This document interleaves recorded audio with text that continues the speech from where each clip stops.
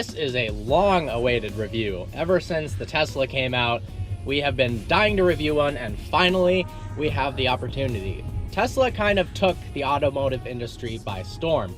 Their approach to building cars is more akin to a tech company like Apple than companies that have been around for hundreds of years with their typical manufacturing process. They don't use dealerships, and of course, they're all electric, don't look like a cheese wedge, and are, and in some cases, extremely, extremely fast. So the model here we're driving is the 2015 Model S 85D. So the number 85 stands for 85 kilowatts. D is the dual motor. You'll notice it's missing P, so it's not the crazy all-out performance model. This one will still has 422 horsepower, which is not bad. Quite a bit. And because of the nature of electric motors, you get max torque at 0 RPM. Oh, wow. Whoa. Wow. And it does 60 in 4.2 seconds. Oh, that was That sweet. feels faster than 4.2. Wow. This is actually my first time ever in a Tesla while moving. Oh, awesome. So interesting with the driving experience.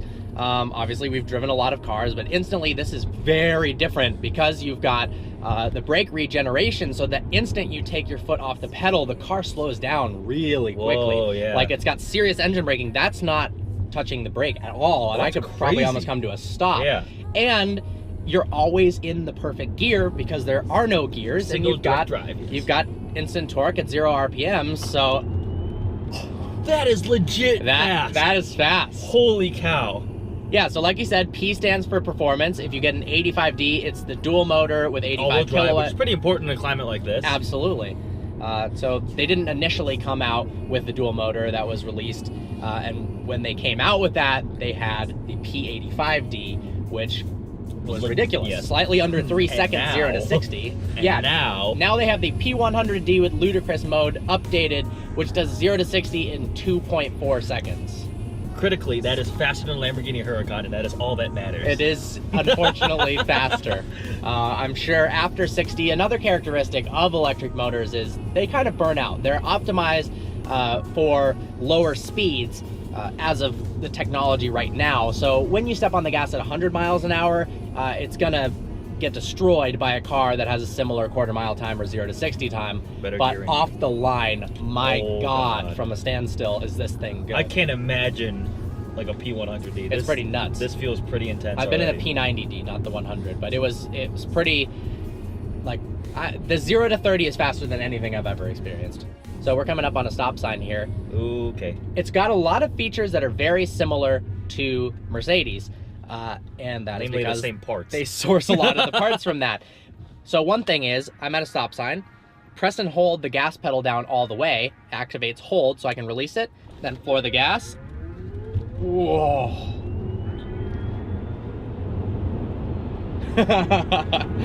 That's cool. That it makes is fun. It makes an interesting noise Yeah, too. It's just like a futuristic. Yeah, this is. The stock to select it into drive is mounted on the steering column.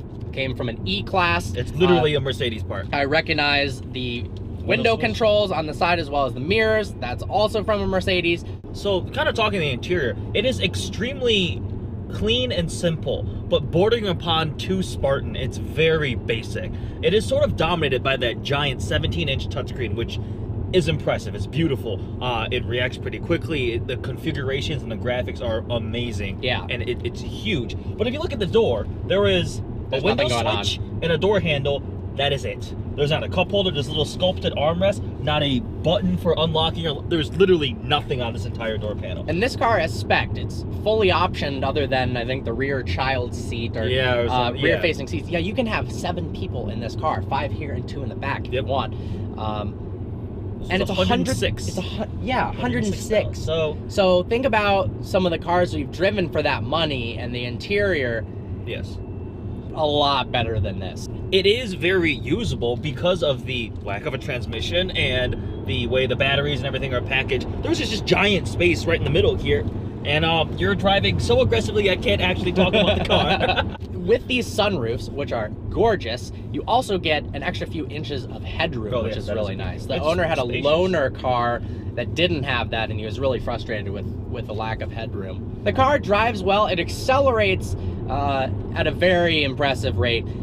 the steering is decent. You've got different modes, comfort, sport, and standard, but it's still a really heavy car. 4,600 pounds, 4,800. Yeah, they get the dual motors. So it changes directions well. It corners relatively flat, but it's not something like a Porsche Panamera. So this has the air suspension, so it's got, you can change the ride height from low, standard, high, and very high. I think they ran out of... Yeah, let's not put it at very high. And then, you can jack up, adjust speed, automatic lowering as you're increasing your speed. I mean, this has a lot of cool technology. There's so much customizability in the main screen here, and it looks beautiful as well. It's not just a button to change the ride height. You get a picture of the car. Oh my God, that's cool. It's a scrolling... Oh, it's cold. Yep, it's too cold. Close it! Close it! Ah! Close. That's cool. Yeah, it's a scrolling scroll. bar. Why is it stuck at 40? Close. Okay, it's closed. Cold weather, the heated seat displays. All 3 seats in the back are heated. Steering wheel's heated. It does have luxury car features. Absolutely. Mm-hmm. So let's talk about other things that come along with a Tesla. Obviously, it's electric. You have no money spent on gas. The MPGe is obviously really high. Supercharging. It is an awesome feature that currently is free for all Tesla owners. It will not be for that much longer. Yeah, that is very true.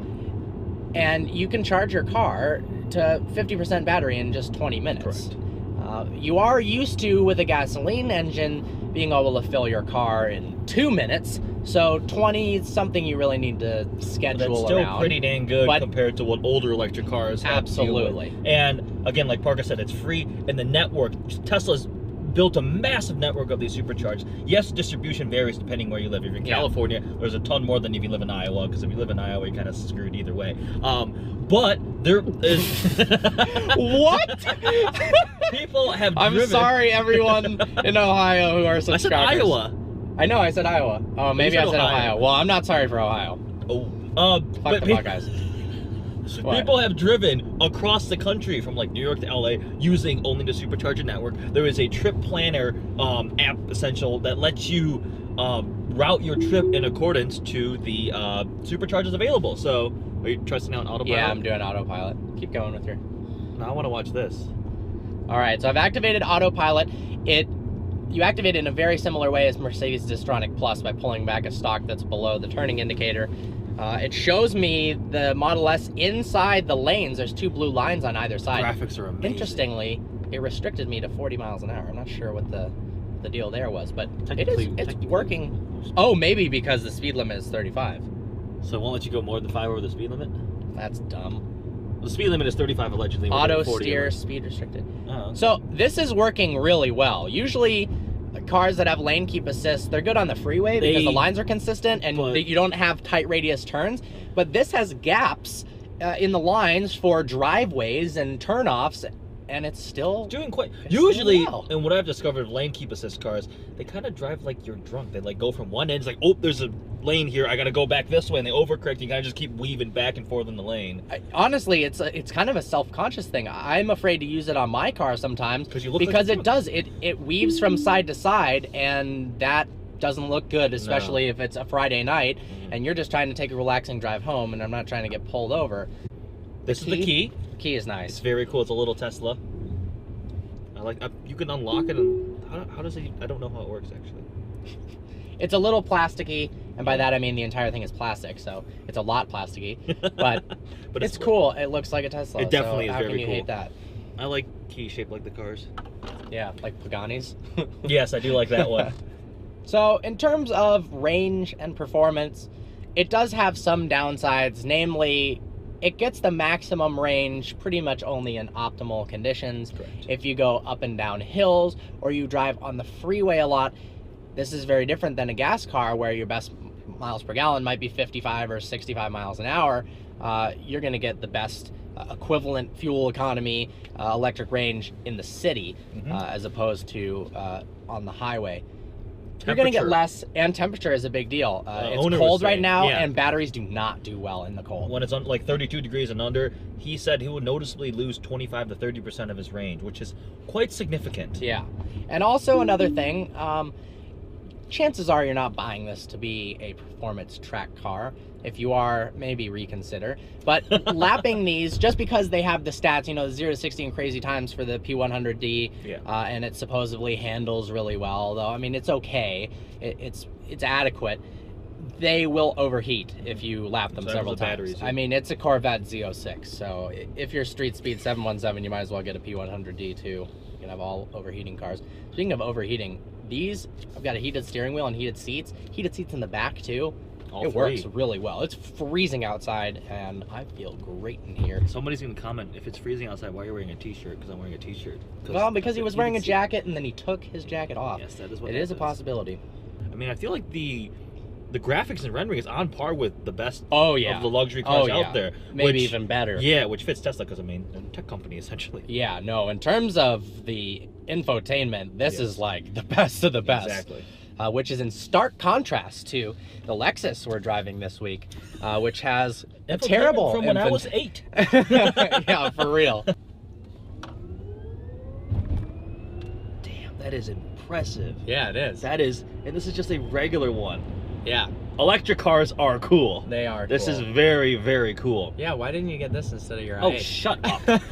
For the people who make that comment, this is a 4-door sedan. It's not a comparable not a comparison. 2-door sports car. One of the coolest things about the Tesla, is over-the-air updates, software updates. So again, this is a very technologically advanced vehicle, and they have enabled it to essentially be updated via Wi-Fi. And you leave it in your garage, and they send updates that have included forward collision warning, adaptive cruise control, blind spot warning. They had to fix some recall issue where you never even had to take the car into the dealership. Yeah, or adding performance modes that make your car faster. That one's cool too. Yeah, so that's literally the manufacturer going, yeah, I'm all right with you tuning the car. Yeah. Let's make it more powerful. Let's do it over the. You let's do it over your router. Yeah. some fuel economy, but it's gonna work Fuel better. economy, electron economy. This is so smooth. It rides really well rides too. Really well. It's got and probably the air suspension does a very good job. And of that. the isolation from the road is fantastic. There's like really no wind or road noise. Man, this is. I'm pretty impressed. sweet. Wow. Wow. That's awesome. yeah. After seeing what they did with the restyling of the Correct. front, they improved it a ton. I don't really like that circular black-looking penguin The thing is, face. I think the reason I did that penguin face was because people are so used to having a grill on their vehicle. Yeah. They didn't want to go so styling-wise. And the reason a grill exists is for airflow, because you have an engine up there in most cars. And then on the new one, they're like, wait a second, we don't have an engine. We don't need that. So they just sculpted the nose to be smooth, and I think it looks a lot better. It looks a lot better. I think they missed out on an opportunity when they were designing this vehicle to make it more futuristic and radical to fit what type of vehicle it was. They went a little too conventional because they didn't want, I don't know why they wanted to step too far out of the envelope or something. But, I mean, it was the world's first, like, pretty successful pure electric vehicle. They could have gone crazy. Like, look at what the Fisker Karma looks like. Yeah, so, I mean, the Fisker Karma was an epic failure in terms of quality control. Yeah. Oof. Yeah, that feels nice. But that was designed by Henrik Fisker. It looks absolutely incredible. I've never been a huge fan of the way these look. There's some wheel options that look really nice, and then the front on the newer one looks fantastic. But overall, I mean, it's finally a decent looking, really good performing electric car as a very viable alternative for car enthusiasts to actually opt for an all-electric vehicle instead of an internal combustion engine. What are the compromises? Supercharging has made charging kind of not as big of an issue. Yeah. Some of these have legitimate range. It's fast. Like, this is not even the top of the end model. This is actually very fast. Practicality's got all of that. Usability. It is a great all-around car. I mean, I could see people cross-shopping this legitimately against Mercedes and Audis and stuff like that. Oh, of course. Yeah. I am extremely impressed. Think about how long Tesla's been around. Ignore the Roadster. That was such a low volume type of thing. And then you look at the number of orders for the Model 3 that came in on the first day. It was unbelievable. So it just kind of shows that Tesla's doing things really well, and people know about Teslas, and they're respected, and they're very interested in where they're going. And after driving this, I understand exactly why. Elon Musk is a genius. He is a genius. A genius is an understatement. Yeah. All right, so overall things we love about it. Center screen is The, awesome. the infotainment and the graphics are just It's out amazing. of this world. It's Clarity. better than any other car. The basically. color matches the paint on the displays of the little car, the doors Yeah. opening, like everything graphics wise is amazing. Technology, I mean, this car, you can use summon and it can drive Yeah. itself into your garage. And they keep pushing it further and further. The new Model X, it can open the door on its own and close it on its own as you approach the car. And performance-wise, the torque off the line is insane. Yes. And even not off the line, here's it's a- awesome. 422 horsepower is quite a lot. Yes, it is. That's a good amount. Things we don't like, interior little could bit be boring much and better. cheaper, yeah. Exterior styling is a little bit boring. Yes. And depending upon your living situation, It could be annoying. It could be difficult based on location with charging this thing. Yes, So if you it's don't- not for everyone. Whereas anybody can go out and buy a gasoline car because, well, there's gas stations everywhere. But Yes. not everybody. Of course, this is really expensive, but pretend it wasn't. Not everybody can do that just purely based on the situation of where they're located, Yes. whether there's supercharger stations, whether their house can even have a power supply installed, Higher level of or charging, they're in an apartment complex that doesn't have the capability of that. I hope you found this video informative. We really liked this car. Yes. Please follow us on Instagram at Vehicle Virgins. The link is in the description below. Look forward to seeing you next video.